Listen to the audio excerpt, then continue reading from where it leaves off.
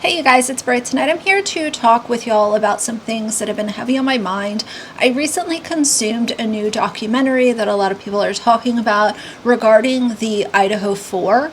And while I'm not here to discuss all of the tragic details regarding that case and the interviews that were in the documentary, I do want to talk about how they highlighted how social media handled this case and why I think that the climate of true crime content creators online is going to change in the next coming months to years. So I had a few thoughts. If you're interested, please keep watching.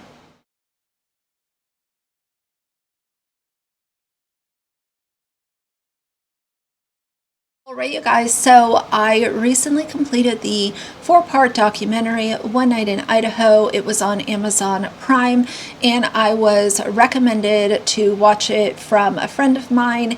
And even though I don't have Prime Video, I went ahead and gave in just so that I could watch this documentary. Now, the documentary was really well done. Very, very well done. Even though it was hard to get through, I felt like I really connected to the story because of the friends and family that were interviewed for this documentary. But one of the key takeaways that I had from it was that they really focused on how social media handled the Idaho 4 case.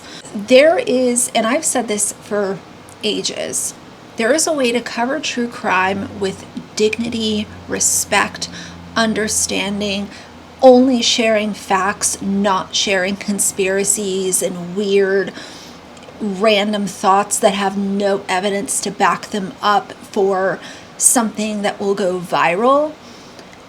There is a way to cover it from a good spot. Unfortunately, with this case and with a lot of other cases, what happens is somebody makes one video, realizes that, oh, this is a really hot topic, so anytime I can talk about this, it really doesn't matter what I say, it's going to go viral, which is going to make me a lot of money. It doesn't matter if I'm sharing evidence or talking about a case that's still, open with the local police department and possibly going to go to trial. None of that matters because I can go viral and say what I want to say and laugh all the way to the bank. And I appreciated that this documentary really focused on the social media impact and the way that the family felt, the way that the friends felt, coming across these videos and having it absolutely wreck their day when they were already living a true nightmare. And then you have social media creators, TikTok, YouTube, Facebook, Instagram, it doesn't matter. You're already dealing with all of this, and you come across one of these people who is just there for the clicks.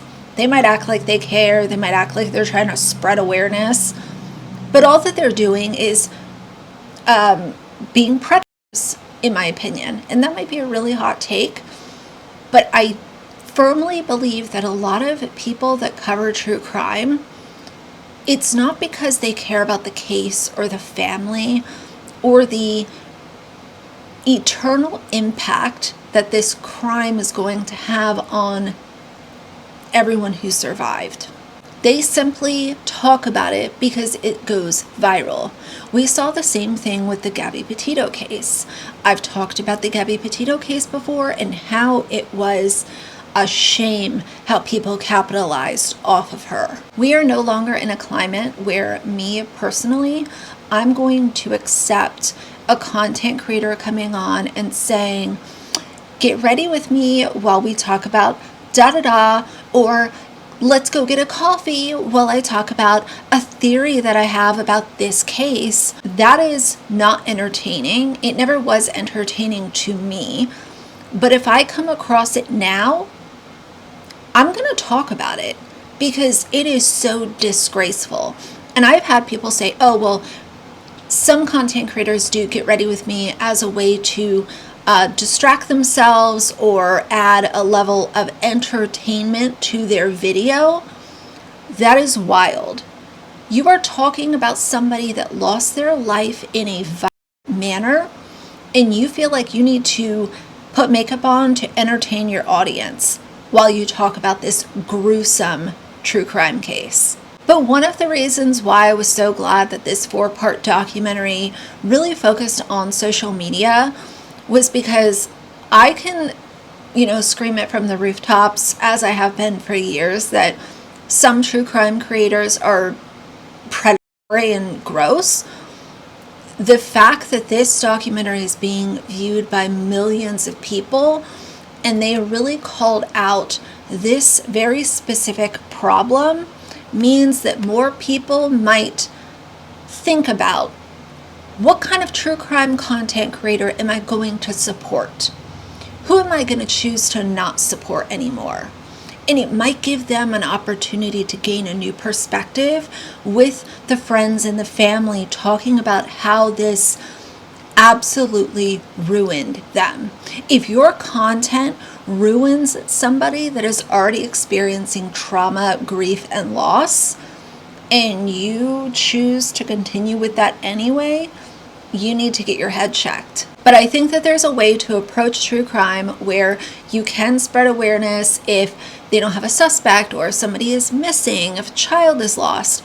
I can understand certain awareness, but when we're specifically going after the most viral topic and just saying any and everything about that, and at times making your whole channel about that for like months or years on end, that is a problem. But I want to know, how do y'all feel about this? Drop some true crime creators that you support, drop some that you don't support, drop some that maybe you used to like but now you don't like them anymore, and tell me why, because I'm really curious. There are so many channels on all of these platforms that cover true crime, and it's just not something that I really consume often. I would rather focus on the documentaries. The thing with the documentaries is they're focusing on facts. We're not talking about someone just spitting things at the camera and sharing all kinds of things that haven't even been proven, and it's just rumor mill or whatever. It might be an unpopular video, but it's all good. I will share my thoughts unfiltered, and that's just how I feel about this whole thing. So if you liked the video, please leave a like and a comment. And if you'd like to see more from me in the future, please subscribe. I'll see you guys soon. Bye.